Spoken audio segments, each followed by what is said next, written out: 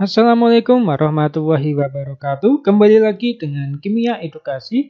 Kali ini Kimia Edukasi akan membahas mengenai turunan dari hidrokarbon, yaitu keton atau yang memiliki nama lain alkanon. Alkanon memiliki gugus fungsi dengan COR ini. Nah, jadi posisi dari gugus fungsi ini saya taruh di sini aja. Di mana oksigen yang ada pada gugus fungsi ini dia lokasi di tengah. Jadi dia posisinya ada di tengah, jadi tidak di bagian ujung dari rantai hidrokarbon dari alkanon. Kemudian oksigen pada gugus fungsi dari keton atau alkanon, dia memiliki ikatan rangkap yang menghubungkan antara C dengan oksigen. Nah, kemudian yang perlu diperhatikan lagi untuk tata nama dari alkanon atau keton ini adalah untuk penomoran itu adalah dicari dari rantai utama yang terdekat dengan gugus fungsi. Jadi cari dulu. Untuk penomoran adalah dari gugus fungsi yang terdekat. Jadi oksigen ini dia posisinya adalah nanti harus mendapat nomor terkecil. Nah, contohnya adalah di sebelah kiri ini adalah 2 propanon karena rantai utamanya adalah ini. Jadi rantai utama itu secara keseluruhan dari C yang paling panjang. Ini adalah propanonnya.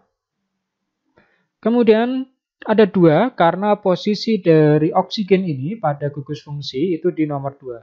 1, 2, 3. Maka dia dinamakan dengan 2 propanon. Contoh lain adalah 2 metil 3 pentanon ini. Gugus fungsinya rantai utamanya adalah ini. Kemudian di sini ada cabang. Cabang ini adalah metil karena C-nya 1. Kemudian untuk penomorannya itu berasal dari sebelah kiri. Nah, dari sebelah kanan ya, 1, 2, 3, 4, 5. Nah, kenapa kok tidak dari sebelah kanan? Kenapa kok tidak dari sebelah kiri? Harus dari sebelah kanan karena pertama yang perlu diperhatikan adalah posisi dari oksigen ini. Karena oksigen berada di nomor 3, baik dari kiri maupun kanan, maka lihat, nah ini ya, ada kata kuncinya. Jika oksigen ini berada di tengah persis, di tengah-tengah persis, baik dari kiri maupun kanan, maka lihat dulu di cabangnya atau gugus alkilnya. Cabang ini berarti dia harus yang paling kecil. Kalau posisi oksigennya di tengah-tengah seperti ini, maka dia harus dari sebelah kanan, bukan dari sebelah kiri. Tapi kalau posisi oksigennya ini tidak tepat di tengah-tengah, maka lihat untuk penomorannya, lihat di rantai utama yang terdekat dengan gugus fungsinya. Ini nomor 3 ini adalah khusus ketika nanti ada posisi oksigen pada gugus fungsi itu berada di tengah-tengah dari rantainya, baik dari kiri maupun kanan, misalnya sama-sama di nomor 4 setelah dibuat rantainya. Nah, penamanya adalah 2 metil, 2 adalah posisi dari metil ini di nomor 2. 3 adalah posisi dari gugusnya, gugus yang mengikat oksigen ini di nomor 3.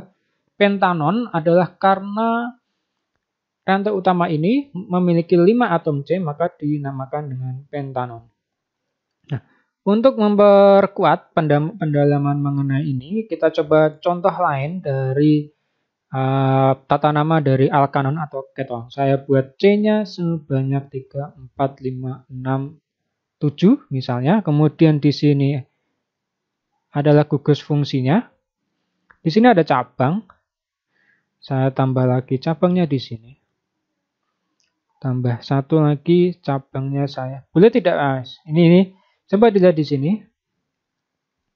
Nah, Di bagian sini itu tidak boleh ada cabang posisi dari rantai gugus fungsinya.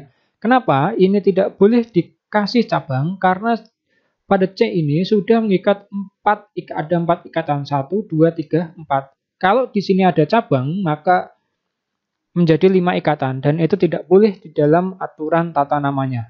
Aturan pembuatan rantai untuk C, karena C itu hanya mampu mengikat 4 atom saja. Maka dia ini tidak boleh ada cabang. Jadi itu yang perlu diperhatikan, sehingga di sini ada CH3, CH2, CH, CH2, ini tidak ada. Dan ini ada CH dan CH3. Nah, kita lihat dulu untuk penamaannya adalah rantai utama. Rantai terpanjang adalah ini. Nah, seperti ini. Ini ada ya, CH3. Kemudian, di sini ada, ini adalah gugus fungsinya, ada O-nya ada di sini. Kemudian di sini ada cabang, ada 2 cabang. Cabangnya di sini adalah metil. Untuk penomorannya itu tidak boleh dari sebelah kiri seperti ini. Nah, ini tidak boleh. Kenapa? Karena posisi oksigen ini yang paling dekat penomorannya adalah dari sebelah kanan. Maka nomornya harus dari sebelah kanan. Kalau dari sebelah kiri, maka oksigen ini berada di nomor 1, 2, 3, 4, 5. Kalau dari kanan, oksigen ini berada di nomor 3. Maka harus dari kanan. 1, 2, 3, 4, 5, 6, 7. 7 itu adalah hepta. Berarti di sini adalah heptanon. Metil, kita sudah tahu ada 2 cabang. Nah, namanya adalah, maka kita tulisnya adalah, karena metilnya ada di nomor 2 dan nomor 5, kita tulis 2,5 dimetil. Karena posisi C ini berada di nomor 2 sama 5, kemudian ada 2 metil, maka dimetil. Kemudian heptanon ini gugus fungsinya berada di nomor 3. Kita tulis 3 dulu, baru nanti ditulis heptanon. 2,5 dimetil heptanon. Satu lagi kita contohkan di sini dengan jumlah atom C 1, 2, 3, 4, 5, 6. Oke, kita buat 6 ya. 6 atom C, kemudian saya buat posisi dari oksigennya di sini. Nah, jadi oksigen itu boleh di atas, boleh di bawah, tidak masalah. Kita tambah di sini C2H5. Di sini saya tambah C. Maka kita beri di sini CH3, CH, CH2. Ini tidak ada, ini CH, ini CH3, ini adalah CH3. Nah, jika ada seperti ini, kita cari rantai utama. Nah, rantai utama dari rantai ini adalah seperti ini. Nah, coba kita lihat di sini. Rantai ini salah dalam pemberian rantai utama ini salah. Kenapa? Karena ini jumlahnya ada 1, 2, 3, 4, 5, 6. Dan di sini ada C2H5. Maka rantai yang terpanjang dari rantai utama itu bukan lurus seperti ini, tetapi kita belokkan ke arah bawah.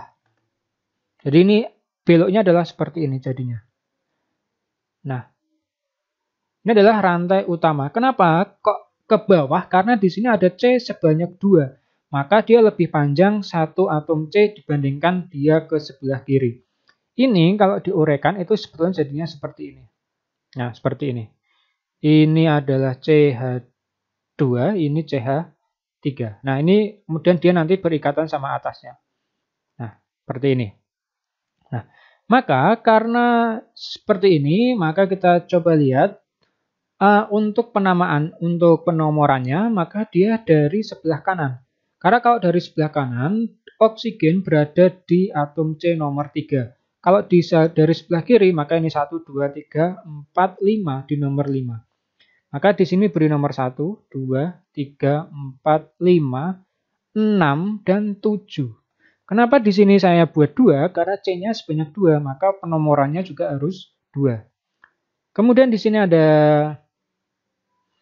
metil ya, ini metil. sebanyak 2 di nomor 2 dan nomor 3. Kemudian karena 7 maka heptanon rantai utamanya, maka namanya adalah 2,5 dimetil. Kemudian heptanon. Heptanonnya adalah di nomor 3, tambahi 3 heptanon. Nah, seperti itu. Jadi perlu diperhatikan adalah rantai utama terlebih dahulu. Oke, jadi itu penamaan untuk keton atau alkanon. Kita lanjutkan ke sifat fisik dari keton. Jadi keton ini dia bersifat polar, kemudian dapat membentuk ikatan hidrogen, di mana dengan bobot molekul lebih rendah dapat larut di dalam air. Keton tidak dapat membentuk ikatan hidrogen dengan senyawa yang lainnya, maka titik didihnya lebih rendah dari alkohol yang sesuai. Sifat kimia nanti ada oksidasi, kemudian ada adisi. Oksidasi ini ketika dia teroksidasi, oksidatornya dia kuat, maka dapat membentuk campuran dari asam karboksilat. Kemudian pada reaksi oksidasi, pada pemecahan rantai di kiri dan kanan gugus karbonil dari keton. Jadi keton itu kan dia memiliki gugus fungsi seperti ini. Nah, di sini ada R dan di sini ada R. Nah, gugus karbonil yang sebelah kiri sama kanan ini nanti bisa dipecah ya. Dari keton, kemudian adisi ada dua jenis, hidrogen sama adisi natrium bisulfit. Kegunaan dari keton nanti bisa digunakan sebagai pelarut lilin, plastik, sirlak, dan pelarut selulosa. Kemudian aseton dapat digunakan untuk pembersih atau pewarna kuku. Jadi kutek itu bisa dibersihkan menggunakan yang namanya aseton. Ini yang perempuan-perempuan biasanya paham ini. Oke, itu adalah sifat fisik dan sifat kimia serta kegunaan dari keton. Di slide berikutnya kita akan membahas mengenai sifat kimia keton yang berkaitan dengan reaksi dari oksidasi dan adisi. Nah, yang atas ini adalah reaksi oksidasi. Ini seperti ini ya. Nah, ketika dia terjadi oksidasi menggunakan oksidator yang bersifat kuat, ini adalah ketonnya. Kita coba beri nama dulu. Di sini ada seperti ini. Maka C-nya ini adalah rantai utamanya. Nomor 1, 2, 3, 4, 5. 5 itu adalah penta, maka namanya adalah 2 pentanon.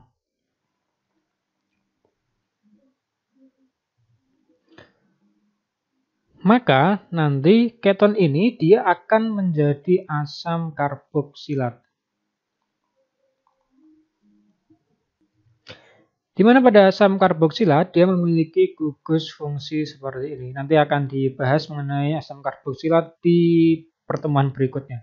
Nah, di sini asam karboksilat ini bisa membentuk dua, yaitu yang pertama adalah COOH yang di sebelah kiri. Ini adalah asam karboksilat. Kemudian di sebelah kanan juga membentuk asam, jadi dia dipecah menjadi dua bagian. Yang pertama adalah COOH, kemudian C-nya sebanyak 4 dengan, ini sama-sama asam karboksilat ya. Atau dalam menggunakan oksidator kuat, dia bisa juga dipecah menjadi seperti ini. C sebelahnya 2 ini ada 2C, kemudian di sini ada 3C. Maka total C-nya ada 5. Jadi itu ketika terjadi oksidasi pada keton. Ketika terjadi adisi ada dua jenis, yaitu adisi hidrogen dan adisi H3SO4Na atau natrium bisulfit. Nah, ketika ada adisi hidrogen, ini adalah apa ini? Ada 3 atom C adalah pro, berarti adalah di sini 2 propanon. Ditambah hidrogen, maka akan menjadi struktur yang seperti ini. CH3, CH, CH3. Jadi ada ketambahan hidrogen sebanyak 2 mengakibatkan ketika terjadi adisi oksigen di sini ada pemecahan ikatan rangkap menjadi ikatan tunggal seperti ini. Kemudian hidrogennya ditambahkan ke bagian sini. Dan hidrogen yang satunya akan berikatan dengan C yang ada di sini nih. Sehingga ini adalah membentuk rantai alkohol. Nah, ini kalau kita buat maka namanya adalah 2-propanol. Kenapa? Karena posisi OH-nya ada di nomor 2. Nah, kemudian pada adisi natrium bisulfit NaHSO3 ini sama ya, 2-propanon ditambah HSO3Na akan menjadi struktur yang seperti ini. Nah, sama pada adisi terjadi pemutusan ikatan rangkap menjadi ikatan tunggal OH di sini ya. Alkohol berarti ini ketambahan dengan SO3Na ini. SO3Na hidrogen yang satu yang ada di sini dia nanti berikatan dengan oksigen yang ada di sini.